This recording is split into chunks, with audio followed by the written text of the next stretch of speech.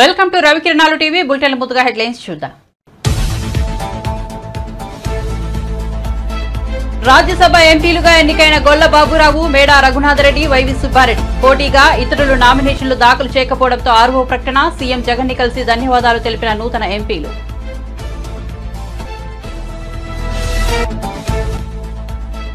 కర్నూలు ఈనాడు ఆఫీస్పై దాడి ఘటనపై పవన్ కళ్యాణ్ స్పందన. వైసీపీ సర్కార్ వైఫల్యాలు, అవినీతిని బయటకు తీసుకున్నారనే దాడులను మండిపాటు.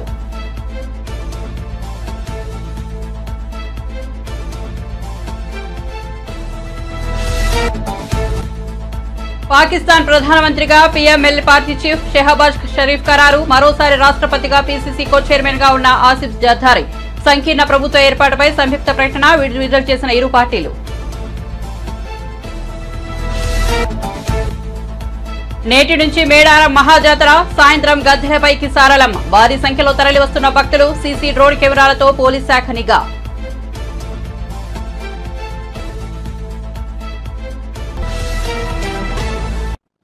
ఇక వార్త వివరాల్లోకి వెళ్తే, కర్నూలులో ఈనాడు ఆఫీస్పై జరిగిన దాడిని రాజకీయ నాయకులు ఖండిస్తున్నారు. ఇప్పటికే నారా చంద్రబాబు, నారా లోకేష్, వైఎస్ షర్మిలతో పాటు పలువురు నాయకులు ఈ ఘటనను తప్పుబట్టగా జనసేన అధినేత పవన్ కళ్యాణ్ కూడా ఎక్స్ వేదికగా స్పందించారు. పత్రికా స్వేచ్ఛకు విఘాతం కలిగించేందుకు వైసీపీ దాడులని పవన్ అన్నారు. ఆంధ్రజ్యోతి ఫోటోగ్రాఫర్ నేడు ఈనాడు కార్యాలయంపై దాడి అప్రజాస్వామికమని ఆయన వ్యాఖ్యానించారు. ఈ మేరకు మంగళవారం రాత్రి ఎక్స్ వేదికగా పోస్ట్ పెట్టారు. రాప్తాడులో ఆంధ్రజ్యోతి ఫోటోగ్రాఫర్ శ్రీకృష్ణపై విచక్షణ రహితంగా వైసీపీ మూకలు చేసిన దాడి ఆ పార్టీ వాళ్ల హింస ప్రవృత్తిని వెల్లడించిందంటూ పవన్ వ్యాఖ్యానించారు. తాజాగా ఈనాడుపై అదే బంధాలను ప్రదర్శించాలని, ప్రజాస్వామ్యవాదులు ఈ హింసను ఖండించాలని పవన్ కళ్యాణ్ పిలుపునిచ్చారు. వైసీపీ సర్కారు వైఫల్యాలు, అవినీతి, ఆ పార్టీ నేతల అక్రమాలను బయటకు తీసుకొస్తున్నారనే అక్కసుతో పాత్రికేయుల మీద, మీడియా కార్యాలయాలపై దాడులు చేస్తున్నారని, ఇది అప్రజాస్వామికమని మండిపడ్డారు. కర్నూలు నగరంలోని ఈనాడు ప్రాంతీయ కార్యాలయంపై వైసీపీ ఎమ్మెల్యే అనుచరులు దాడికి తెగబడడం గర్హనీయమని, పత్రికా స్వేచ్ఛకు విఘాతం కలిగిస్తున్నారని ధ్వజమెత్తారు. ఈ మేరకు మంగళవారం రాత్రి ఎక్స్ లో పోస్ట్ పెట్టారు. అంతకుముందు టీడీపీ అధినేత నారా చంద్రబాబు నాయుడు కూడా ఈనాడు కార్యాలయంపై దాడిని ఖండించారు. ఆంధ్రప్రదేశ్ అధికార వైఎస్ఆర్సీపీకి చెందిన ముగ్గురు అభ్యర్థులు రాజ్యసభకు ఏకగ్రీవంగా ఎన్నికయ్యారు. రాజ్యసభ ద్వైవార్షిక ఎన్నికల్లో పోటీ లేదని, వైసీపీ అభ్యర్థులు మినహా ఇతర నామినేషన్లు దాఖలు కాలేదని రిటర్నింగ్ అధికారి, రాష్ట్ర శాసనసభ జాయింట్ సెక్రటరీ మంగళవారం ప్రకటించారు. ముగ్గురు అభ్యర్థులు గొల్ల బాబురావు, మేడా రఘునాథరెడ్డి, వైవి సుబ్బారెడ్డి ఏకగ్రీవంగా ఎన్నికైనట్లు తెలిపారు. మంగళవారంతో నామినేషన్ల ఉపసంహరణ గడువు ముగిసిపోయింది.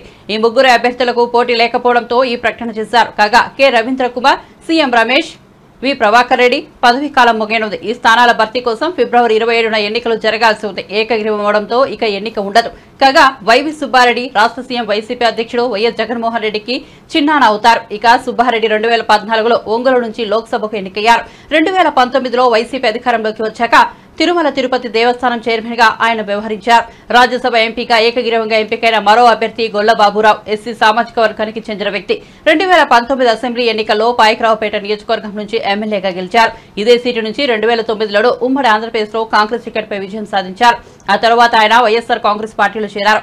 ఏకగ్రీవమైన మరో అభ్యర్థి రఘునాథరెడ్డి అన్నమయ్య జిల్లాకు చెందిన వ్యక్తి. ఆయన రియల్ ఎస్టేట్ వ్యాపారిగా ఉన్నారు. కాగా నూతనంగా ఎన్నికైన ఈ ముగ్గురు ఎంపీలు సీఎం జగన్ ని కలిసి ధన్యవాదాలు తెలిపారు.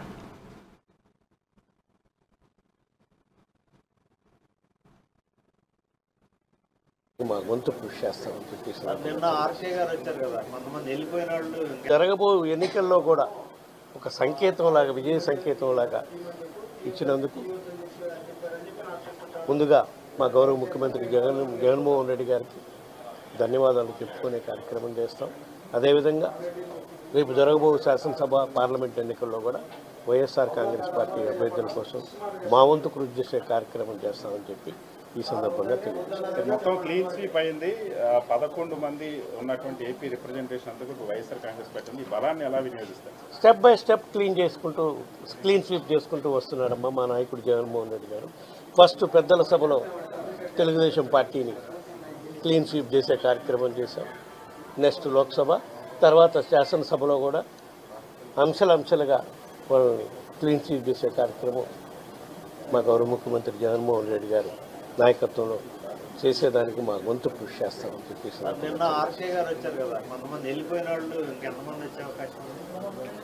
వాళ్ళు పెట్టే ప్రలోభాలకి, వాళ్ళు చెప్పే మాటలకి కొంతమంది మాటలు నమ్మి పోవటం జరిగింది. కానీ అక్కడ ఉండే వాళ్ళ పరిస్థితి చూసినాక అటు కాంగ్రెస్ పార్టీలో కానివ్వండి, తెలుగుదేశానికి పోయిన వాళ్ళు కానివ్వండి, మళ్ళా పునరాలోచించే పరిస్థితి వస్తుందనే దానికి ఇవే నిదర్శనాలు. ఎందుకంటే ప్రజలు ఎట్లు మొగ్గు చూపుతున్నారనేది వీళ్ళు వాస్తవ పరిస్థితులు గమనిస్తారు కాబట్టి చూస్తున్నారు. ప్రజలు ఇంత గొప్ప పాలన అందిస్తున్న జగన్మోహన్ రెడ్డి గారిని మళ్ళా ముఖ్యమంత్రి చేయాలని ప్రజలు కోరుకుంటున్నారు కాబట్టి మళ్ళీ ఇక్కడ లేకపోతే మనం ఈ అవకాశం కోల్పోతాము. శాసనసభ్యులంగా ఉన్నా లేకపోయినా గౌరవ ముఖ్యమంత్రి గారు దీంట్లో ఉండాలి మనమని పోయిన వాళ్ళు కూడా మళ్ళీ వచ్చి ఏ అభ్యర్థిని పెట్టినా మీ గెలుపు కృషి చేస్తామని చెప్పే కార్యక్రమం జరుగుతుందంటే అది గౌరవ ముఖ్యమంత్రి జగన్మోహన్ రెడ్డి గారిపై ఈరోజు రాష్ట్ర ప్రజల్లో ఉన్న భరోసా. ఈ శాసనసభ్యులు మాజీ శాసనసభ్యులు కానీ కొంతమంది మార్చిన దగ్గర కానీ వాళ్ళకు కూడా ఉన్న భరోసా అని చెప్పి సందర్భంగా తెలియజేస్తున్నాం. రాజ్యసభ ఎన్నికల్లో యునానిమస్గా 3 అభ్యర్థులు గెలవటానికి దోహదపడింది. అది రేపు జరగబో ఎన్నికల్లో కూడా ఒక సంకేతంలాగా, విజయ సంకేతంలాగా ఇచ్చినందుకు ముందుగా మా గౌరవ ముఖ్యమంత్రి జగన్మోహన్ రెడ్డి గారికి ధన్యవాదాలు చెప్పుకునే కార్యక్రమం చేస్తాం. అదేవిధంగా రేపు జరగబో శాసనసభ పార్లమెంట్ ఎన్నికల్లో కూడా వైఎస్ఆర్ కాంగ్రెస్ పార్టీ అభ్యర్థుల కోసం మా వంతు కృషి చేసే కార్యక్రమం చేస్తామని చెప్పి ఈ సందర్భంగా తెలియజేస్తాం. ఎవరిని అడ్డంకులు సృష్టించినా టీడీపీ అడుగులు ఎప్పుడూ ముందుకేనని, వెనక్కు పడవని టీడీపీ అధినేత చంద్రబాబు సతీమణి నారా భువనేశ్వర్ అన్నారు. చిత్తూరు జిల్లా కుప్పంలో పర్యటించిన ఆమె గుడిపల్లి మండలంలో అన్న క్యాంటీన్ ప్రారంభించి స్వయంగా భోజనం వడ్డించారు. ఈ సందర్భంగా ఆమె కార్యకర్తలను ఉద్దేశించి ప్రసంగించారు.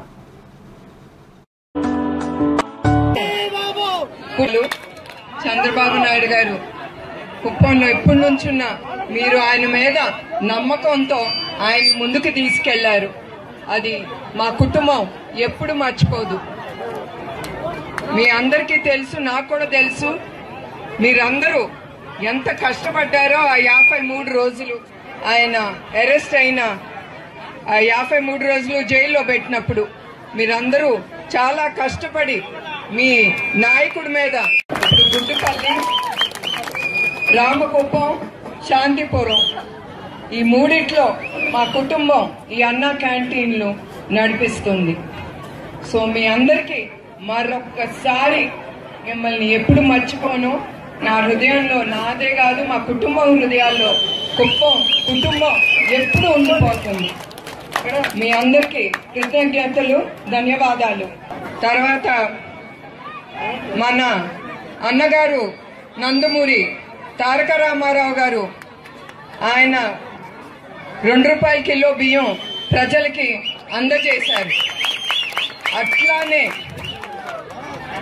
చంద్రబాబు నాయుడు గారు మన అన్నపూర్ణ ఆంధ్రప్రదేశ్కి ఆకలి అనే మాట వినకూడదు, చూడకూడదు అని ఆయన అన్న క్యాంటీన్ స్థాపించారు. ఆయన హయాంలో 364 అన్న క్యాంటీన్లు స్థాపించారు. ప్రతిరోజు 2,25,000 మంది భోంచేసేవారు ఆ క్యాంటీన్లో. ఒకే సంవత్సరం, ఆ ఒక్క సంవత్సరంలో 7,50,00,000 మంది భోంచేశారు. ఈ ప్రభుత్వం ఇవన్నీ చూడలేక మన అన్న క్యాంటీన్లన్నీ మూసేసి కొన్నవుతే కూల్చివేశారు. చాలా అరాచకాలు కూడా చేశారు నడిపే వాళ్ళ మీద. కానీ మన తెలుగుదేశం కార్యకర్తలు గాని దాతలు గాని ఒక అడుగు వెనక్కేయలేదు. వాళ్ళు ఈ అన్న క్యాంటీన్ ముందుకు తీసుకెళ్లారు. ఇప్పుడు వరకు 150 అన్న క్యాంటీన్లు మన కార్యకర్తలు గాని దాతలు గాని ముందుకు తీసుకెళ్లారు. ఆటల్లో కూడా ప్రభుత్వం అది ఆపాలని చూశారు. మూసి వేసినా కూడా మా నాళ్ళు ఊరుకోలేదు. మన తెలుగుదేశం కార్యకర్తలకు ఎప్పుడు వెనక్కి అడుగు వేయటం తెలీదు. వాళ్ళు ముందుకే వెళ్తారు. ఎన్నన్నా అడ్డంకులు రాని వాళ్ళు వెనక్కి వెళ్ళరు, ముందుకే వెళ్తారు.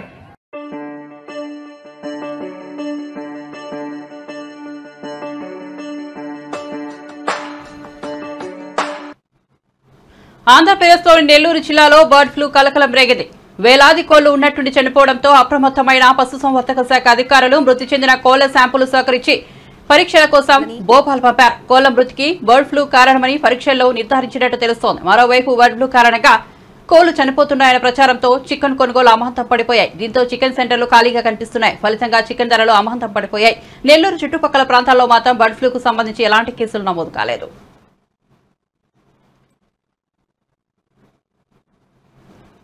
దాయాది దేశం పాకిస్తాన్లో నూతన ప్రభుత్వం ఏర్పాటుపై ఉత్కంఠ వేడింది. రోజుల తరబడి పలు దఫాలుగా జరిగిన చర్చలు, సంప్రదింపుల అనంతరం సంకీర్ణ ప్రభుత్వం ఏర్పాటుకు పాకిస్తాన్ పీపుల్స్ పార్టీ, పాకిస్తాన్ ముస్లిం లీగ్ నవాజ్ పార్టీల మధ్య అంగీకారం కుదిరింది. ఈ మేరకు మంగళవారం అర్ధరాత్రి ఇరు పార్టీలు మీడియాకు సంయుక్త ప్రకటన విడుదల చేశాయి.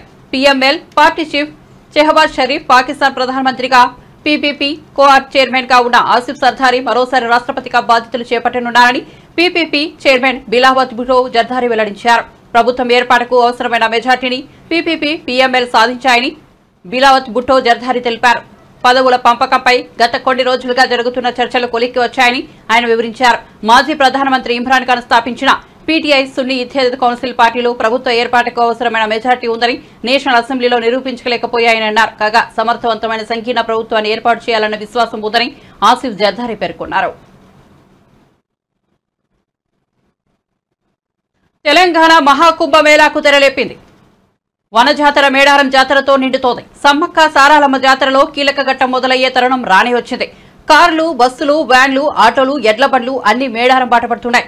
కొన్ని గంటల్లో విడుదలయ్యే మేడారం జాతరకు పెద్ద ఎత్తున భక్తులు తరలివస్తున్నారు. తెలంగాణతో పాటు ఛత్తీస్గఢ్, మహారాష్ట్ర, ఆంధ్రప్రదేశ్, ఒడిశా తదితర రాష్ట్రాల నుంచి కూడా భక్తులు భారీగా మేడారం చేరుకుంటున్నారు. కన్నేపల్లిలో సారాలమ్మ గుడిలో మంగళవారం ప్రత్యేక పూజలు చేశారు. సారాలమ్మను కన్నేపల్లి నుంచి మేడారం గద్దెలపైకి తెచ్చే ప్రక్రియ బుధవారం మొదలు కారవుతాయి. ఆదివాసీ సంప్రదాయం ప్రకారం సాయంత్రం 6 గంటలకు పూజలు నిర్వహిస్తారు. ఆదివాసీ పూజారులు మంత్రి సీతక్క, ములుగు కలెక్టర్, ఎస్పీ, అదనపు కలెక్టర్లు, ఏఎస్పీలు కలిసి కన్నేపల్లి నుంచి సారాలమ్మను మేడారంలోని గద్దెల వద్దకు తీసుకొస్తారు. ఈలోపే పూజారులు, అధికారులు కొండాయి నుంచి గోవిందరాజులను, పూనుగొండ నుంచి పడిగిద్దరాజును మేడారం గద్దెల వద్దకు చేరుస్తారు.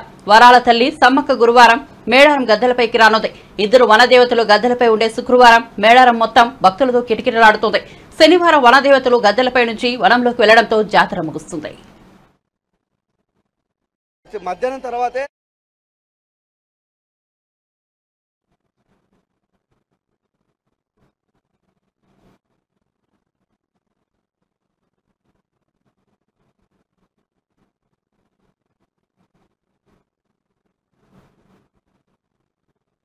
మేడారం జాతర సందర్భంగా ప్రధాని మోదీ ఎక్స్ వేదికగా స్పందించారు. గిరిజనుల అతిపెద్ద పండుగలో ఒకటైన మన సాంస్కృతిక వారసత్వానికి చిరకాల స్ఫూర్తిగా నిలిచే చైతన్యవంతమైన వ్యక్తీకరణ అయిన ఈ సమ్మక్క సారాలమ్మ సారక్క మేడారం జాతర ప్రారంభోత్సవం సందర్భంగా శుభాకాంక్షలు తెలుపుతున్నానని చెప్పారు. ఈ జాతర భక్తి, సంప్రదాయం, సమాజ స్ఫూర్తిల గొప్ప కలయిక అని అన్నారు.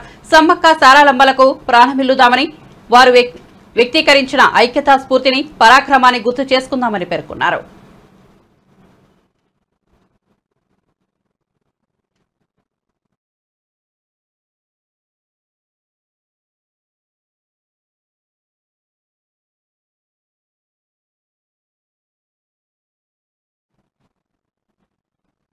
తెలంగాణ భారతీయ జనతా పార్టీ అధ్యక్షుడు, కేంద్ర మంత్రి కిషన్ రెడ్డి కాంగ్రెస్, బీఆర్ఎస్ పార్టీలపై విరుచుకుపడ్డారు. పార్లమెంట్ ఎన్నికల్లో బీఆర్ఎస్ తో పోటీ పడాల్సిన అవసరం లేదని కిషన్ రెడ్డి అన్నారు. బీఆర్ఎస్ కు ఎన్నికల్లో పోటీకి ఎలాంటి ఎజెండా లేదని చెప్పారు. బీఆర్ఎస్ ఒక్క సీటు రాకున్నా జనానికి వచ్చే నష్టం లేదన్నారు. కాంగ్రెస్ పార్టీకి ప్రధాన అభ్యర్థి ఎవరో తెలియదని కిషన్ రెడ్డి పేర్కొన్నారు. కాంగ్రెస్ అధికారంలో ఉన్న హిమాచల్ అన్ని ఎంపీ సీట్లు గెలుస్తున్నామని ఆయన వెల్లడించారు. కర్ణాటకలో 25 సీట్లు బీజేపీ గెలవబోతోందన్నారు. తెలంగాణలో కాంగ్రెస్ 3 నుంచి 4 సీట్లు గెలిచి రాష్ట్రానికి ప్రయోజనం ఉండదని చెప్పారు. మోడీని మరోసారి ప్రధాని కాకుండా ఎవరూ ఆపలేరని కిషన్ రెడ్డి జోస్యం చెప్పారు. తెలంగాణలో అత్యధిక సీట్లు బీజేపీ గెలవకుండా ఏ శక్తి అడ్డుకోలేదని ఆయన ధీమా వ్యక్తం చేశారు. తెలంగాణలో కాంగ్రెస్ పై అప్పుడే ప్రజల్లో వ్యతిరేకత మొదలైందన్నారు. అలవి కాని హామీలిచ్చి రాష్ట్రంలో కాంగ్రెస్ అధికారంలోకి వచ్చిందని కిషన్ రెడ్డి ఆరోపించారు. సోనియా కుటుంబానికి సేవ తప్ప హామీల అమలుపై కాంగ్రెస్ కు దృష్టి లేదని చెప్పారు. హామీలు నెరవేర్చడానికి ఆర్థిక వనరులు ఎలా సమకూర్చుకుంటారో చెప్పాలని డిమాండ్ చేశారు.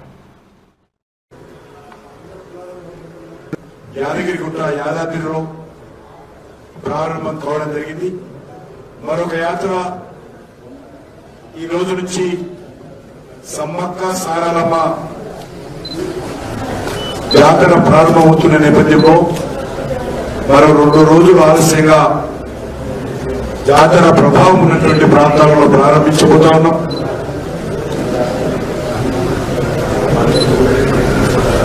తెలంగాణలో 17 సీట్లు గెలవాలనేటువంటి లక్ష్యంతో ఉన్నాం. సానుకూలమైనటువంటి వాతావరణం ఉంది. ఈ రాష్ట్రంలో ఉన్నటువంటి ప్రధానమైనటువంటి 3 పార్టీలలో మిగిలిన 2 పార్టీలు కూడా ఈరోజు లోక్సభ ఎన్నికల్లో ఇర్రెలవెంట్ గా ఉన్నాయి. టీఆర్ఎస్ పార్టీ ఎన్నికల్లో ఏ రకమైనటువంటి ఎజెండా లేదు. వాళ్ళు అసలు పోటీ చేయాల్సిన అవసరం లేదు. వాళ్ళు ఒక సీటు గెలిచినా తెలంగాణ ప్రజలకు జరిగేటువంటి మేలేమి లేదు. టీఆర్ఎస్ పార్టీ ఒక సీటు గెలవకపోయినా బాబు బయట మాట్లాడదని చెప్పినారు. ఒకసారి చెప్పారు కదా, అందరూ ఇక్కడ కూర్చుంటే ప్రేక్షకోవచ్చు కదా.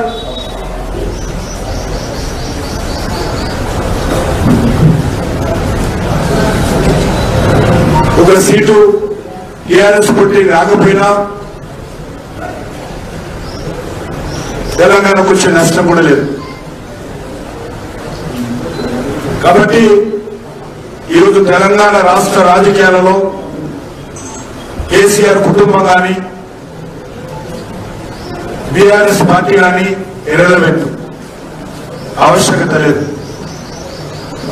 వాళ్ళు 10 సంవత్సరాలు పరిపాలించారు. వాళ్ళ 10 సంవత్సరాల పాలన చూశాము.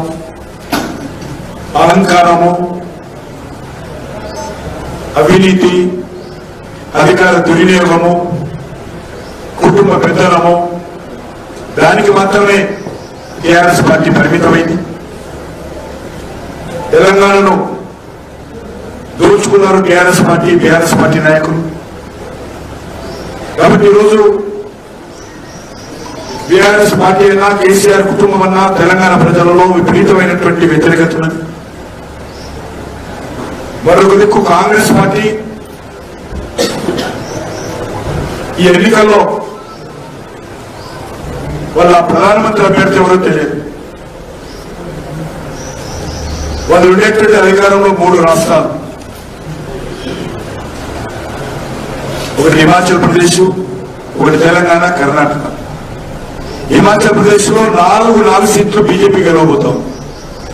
అధికారంలో ఉన్నటువంటి హిమాచల్ ప్రదేశ్ లో కూడా 1 సీటు ఈరోజు కాంగ్రెస్ పార్టీకి రాదు. అధికారంలో ఉన్నటువంటి కర్ణాటకలో కూడా 25 సీట్లు బీజేపీ గెలవబోతాం. కాబట్టి తెలంగాణలో వాళ్ళు 3-4 సీట్లు గెలిచినా వాళ్ళ యొక్క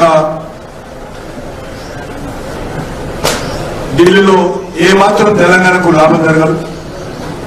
ఈరోజు ఒకటి స్పష్టము, వచ్చేటువంటి ఎన్నికల్లో నరేంద్ర మోడీ గారు ప్రధానమంత్రి కావడం ఎవరు ఆపలేరు. ఓవైసీలు, కేసీఆర్లు, రాహుల్ గాంధీలు ఎవరు కూడా నరేంద్ర మోడీ గారి ప్రధానమంత్రి కాకుండా ఎవరు ఆపలేరు. ధరణి పోర్టల్ వల్ల రైతులు చాలా మంది ఇబ్బందులు ఎదుర్కొంటున్నారని తెలంగాణ మంత్రి శ్రీధర్ బాబు పేర్కొన్నారు. తమ భూమి పాత యజమానుల పేరుతో నమోదైందని అధికారుల చుట్టూ తిరుగుతున్నారని చెప్పారు. దీనికి సంబంధించి ఒక్కో జిల్లాలో వేల సంఖ్యలో ఫిర్యాదులు నమోదయ్యాయని వివరించారు. సర్వే నెంబర్లలో మార్పులు చేసి కొంతమందికి సర్కార్ భూములను కాజేశారని ఆరోపించారు. కోట్ల విలువైన ప్రభుత్వ భూములు అన్యాక్రాంతమయ్యాయని తెలిపారు. ఈ మేరకు మంగళవారం ఖైరతాబాద్ లో జరిగిన రంగారెడ్డి జిల్లా పరిషత్ సర్వీసభ సమావేశంలో మంత్రి శ్రీధర్బాబు పాల్గొని ప్రసంగించారు. ధరణి సమస్యలను తొలగించేందుకు త్వరలో కొత్త పోర్టల్ను తీసుకొస్తామని చెప్పారు. దీనికోసం వేగంగా ఏర్పాట్లు చేస్తున్నామని తెలిపారు.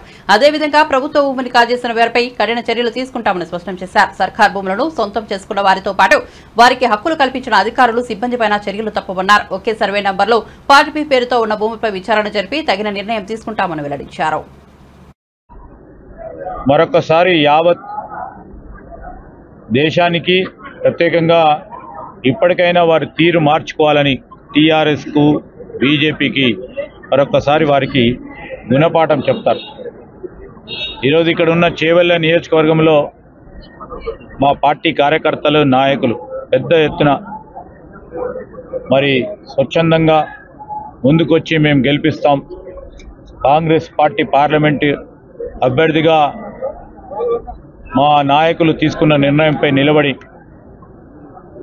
చేవెళ్ళ పార్లమెంటు కాంగ్రెస్ పార్టీని పెద్ద మెజారిటీతో గెలిపిస్తామని వారి స్ఫూర్తిని వారి ఉత్సాహాన్ని ఈరోజు కనబడతా ఉంది. ఈరోజు మేము ఖచ్చితంగా చెప్తా ఉన్నాం, ప్రజలందరినీ కూడా కోరుతా ఉన్నాం, మార్పు కావాలని కోరుకున్న ప్రజలందరికీ రేపు పార్లమెంట్లో కూడా వారు తీర్పును అదే విధంగా ఇస్తే ఏదైతే మార్పు జనం కోరుకున్నారో ఇంకా వేగవంతంగా ముందుకు తీసుకెళ్ళి వారి జీవితాల్లో మార్పు తీసుకొచ్చే క్రమంలో మీరందరూ కూడా తోడ్పాటు చేయాలని ప్రజలందరికీ కూడా మనవి చేస్తూ, అనేక మంది మరి ఇతర పార్టీలకు సంబంధించిన పెద్దలందరూ కూడా కాంగ్రెస్ పార్టీలో రావటం హర్షణీయం. ఈరోజు సునీతా మహేందర్ రెడ్డి గారితో పాటు అనేక మంది సీనియర్ టీఆర్ఎస్ నాయకులు కాంగ్రెస్ పార్టీలో జాయిన్ కావటం, ఇంకా కూడా కాంగ్రెస్ పార్టీని మరింత బలపరిచే విధంగా వారి ప్రయత్నంతో పాటు రాబోయే కాలంలో ఈ రంగారెడ్డి జిల్లా, వికారాబాద్ జిల్లా, మేడ్చల్ మల్కాజిగిరి జిల్లా, ఈరోజు చేవెళ్ళ పార్లమెంట్లో వచ్చే ఈ 7 నియోజకవర్గాలకు సంబంధించిన అభివృద్ధి సంక్షేమం విషయంలో ఈ గత 10 సంవత్సరాల కాలం పాటు ఏ ఒక్క సంక్షేమ పథకానికి కూడా తావునియకుండా ముందుకు నడిచిన టీఆర్ఎస్ పార్టీ పట్ల విసిగి చెంది విరక్తి చెంది మరి జిల్లా పరిషత్ చైర్మన్ గారు సునీతా మహేందర్ రెడ్డి గారు, అదేవిధంగా వారితో పాటు అనేక మంది నాయకులు కార్యకర్తలందరూ కూడా విసిగి వేసి తీర్పును మరొకసారి యావత్ దేశానికి ప్రత్యేకంగా ఇప్పటికైనా వారి తీరు మార్చుకోవాలని టీఆర్ఎస్కు బీజేపీకి మరొకసారి వారికి గుణపాఠం చెప్తారు. ఈరోజు ఇక్కడ ఉన్న చేవెళ్ళ నియోజకవర్గంలో మా పార్టీ కార్యకర్తలు నాయకులు పెద్ద ఎత్తున మరి స్వచ్ఛందంగా కర్నూలు నగరంలోని ఈనాడు కార్యాలయంపై వైఎస్ఆర్సీపీ ఎమ్మెల్యే కాడసాని రాంభూపాల్రెడ్డి అనుచరులు దాడికి పాల్పడ్డారని సిపిఐ ఏపీ కార్యదర్శి కె రామకృష్ణ ఖండించారు. ఈ ఘటనను సీఎం జగన్ బాధ్యత వహిస్తూ క్షమాపణలు చెప్పాలని డిమాండ్ చేశారు. పోలీసుల సమక్షంలోనే వైఎస్ఆర్సీపీ మూకలు బీభత్సం సృష్టించడం రాష్ట్రంలోని అరాచక పాలనకు అద్దం పడుతోందని విమర్శించారు. నగరంలో ఈనాడు కార్యాలయం పైన వైఎస్ఆర్ కాంగ్రెస్ పార్టీ ఎమ్మెల్యే కాడసాని రాంభూపాల్రెడ్డి వర్గీయులు ఇవాళ సాయంత్రం పెద్ద ఎత్తున దుర్మార్గంగా దౌర్జన్యం చేయడాన్ని సిపిఐ తరఫున తీవ్రంగా ఖండిస్తా ఉన్నాం. నిన్నగాక మొన్న సాక్షాత్తు ముఖ్యమంత్రి గారు పాల్గొన్న సభలో అనంతపురం రాప్తాడు దగ్గర పెద్ద ఎత్తున దుర్మార్గంగా ప్రవర్తించారు. ఆంధ్రజ్యోతి ఫోటోగ్రాఫర్ కృష్ణ పైన దాడి చేస్తే ఆ వ్యక్తి ఇవాళ హైదరాబాద్ అపోలో ఆసుపత్రిలో చికిత్స పొందుతూ ఉన్నాడు. అది మరొక ముందే మళ్ళీ ఇక్కడ కర్నూలులో ఈనాడు కార్యాలయం పైన దాడి చేసి వాళ్ళందరూ కూడా బీభత్సం సృష్టించి భయభ్రాంతులకు గురి చేశారు. దీన్ని తీవ్రంగా తప్పుపడతా ఉంది. ముఖ్యమంత్రి జగన్మోహన్ రెడ్డి గారు రాష్ట్ర ప్రజలకు క్షమాపణ చెప్పాలి. జర్నలిస్టులపైన, పత్రికా కార్యాలయాలపైన, ఫోటోగ్రాఫర్లపైన నీ అనుయాయులందరూ విచ్చలవిడిగా దౌర్జన్యకాండ సాగిస్తూ ఉంటే తగుదునమ్మ అంటూ నేను ఒక్క మాట కూడా మాట్లాడకుండా బెల్లం కొట్టిన రాయమారు ఉన్నావు. ఇది సరైంది కాదు. ఇంత అనుభవిస్తావు. ఇప్పటికైనా పద్ధతులు మార్చుకో. ఈ దౌర్జన్యాలని కట్టిపెట్టు. ఇవాళ నీకు పోగాలం దాపురించింది కాబట్టి ఈ రకంగా వ్యవహరిస్తా ఉన్నావు. ఇది సరైంది కాదు. ప్రజాస్వామ్యవాదులందరూ కూడా ఈ దుశ్చర్యను ఖండించాలని కూడా విజ్ఞప్తి చేస్తాం. మహబూబాబాద్ జిల్లా బయ్యారం మండలం నామాలపాడులో గిరిజన సంప్రదాయాల మధ్య జరిగే నందిమేడారం నామాలపాడు శ్రీ సమ్మక్క సారలమ్మ జాతర ఈ నెల 21 నుండి 23 వరకు 3 రోజుల పాటు ఘనంగా జరగనుంది.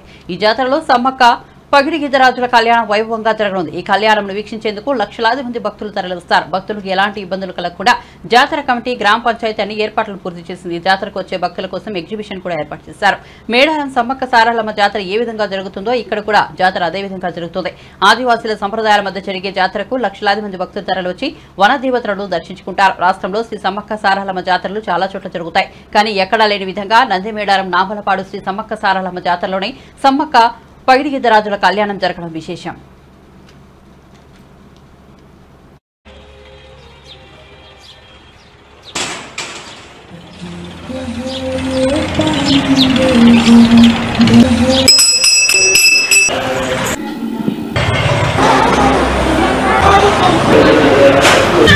పార్లమెంట్ గద్దె తీసుకొస్తాం. 22వ తారీఖు వచ్చేసి జంపనవాగులో స్నానాలు అభిషేకాల తర్వాత సమ్మక్కని చిలకలగట్టు నుండి ఎదురుపీడం రూపంలో సమ్మక్క తల్లిని గద్దెకు తీసుకురావడం జరుగుతుంది. తదనంతరం పగిడిద్దరాజుకి సమ్మక్కకి కళ్యాణం చేయడం జరుగుతుంది. 23వ తారీఖు వచ్చేసి భక్తులు దేవుడికి మొక్కులు కానీ తలనీలాలు కానీ అన్ని విధాలుగా మొక్కులు చెల్లించడం జరుగుతుంది. ఈ జాతరకు గాను వచ్చే ప్రజలకు ఎలాంటి ఇబ్బంది లేకుండా వాటర్ పరంగా కానీ డిపార్ట్మెంట్ పరంగా కానీ మెడికల్ పరంగా కానీ అన్ని వసతులు ఏర్పాటు చేయడం జరిగింది. రాజ్యసభ సభ్యుడిగా ఎన్నికైన సందర్భంగా ముఖ్యమంత్రి రేవంత్ రెడ్డిని అనిల్ కుమార్ యాదవ్ మర్యాదపూర్వకంగా కలిశారు. ఫిబ్రవరి 21వ తేదీ బుధవారం ఉదయం సీఎం రేవంత్ రెడ్డి నివాసానికి తన కుటుంబ సభ్యులతో కలిసి వెళ్లారు అనిల్ యాదవ్. ఈ సందర్భంగా సీఎంను కలిసి పుష్పగుచ్చం అందజేసి ధన్యవాదాలు తెలిపారు. కాంగ్రెస్ నుంచి సీనియర్ రేణుకా చౌదరి, అనిల్ కుమార్ యాదవ్లు, బీఆర్ఎస్ పార్టీ నుంచి వద్దిరాజు రవిచంద్ర ఏకగ్రీవంగా రాజ్యసభకు ఎన్నికయ్యారు. 3 స్థానాలకు 3 నామినేషన్లు రావడంతో వీరు ఏకగ్రీవంగా రాజ్యసభకు ఎన్నికైనట్లు రిటర్నింగ్ అధికారులు ఫిబ్రవరి 20వ తేదీ మంగళవారం ప్రకటించారు. బులెటిన్ ముగించే ముందు హెడ్లైన్స్ మరోసారి చూద్దాం. రాజ్యసభ ఎంపీలుగా ఎన్నికైన గొల్ల బాబురావు, మేడా రఘునాథ్ రెడ్డి, వైవి సుబ్బారెడ్డి పోటీగా ఇతరులు నామినేషన్ దాఖలు చేయకపోవడంతో 6వ ప్రకటన. సీఎం జగన్ ను కలిసి ధన్యవాదాలు తెలిపిన నూతన ఎంపీలు.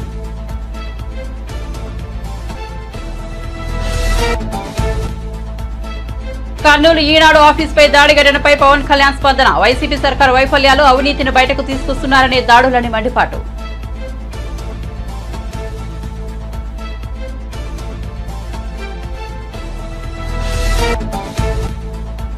పాకిస్తాన్ ప్రధానమంత్రిగా PML party chief Shehbaz Sharif ఖరారు. మరోసారి రాష్ట్రపతిగా పీపీపీ కో చైర్మన్ గా ఉన్న ఆసిఫ్ జర్దారీ. సంకీర్ణ ప్రభుత్వ ఏర్పాటుపై సంయుక్త ప్రకటన విడుదల చేసిన ఇరు పార్టీలు.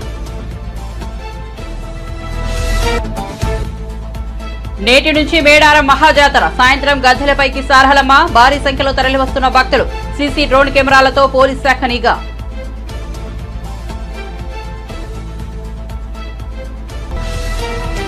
అప్డేట్స్ కోసం చూస్తూనే ఉండండి రవికిరణాలు టీవీ.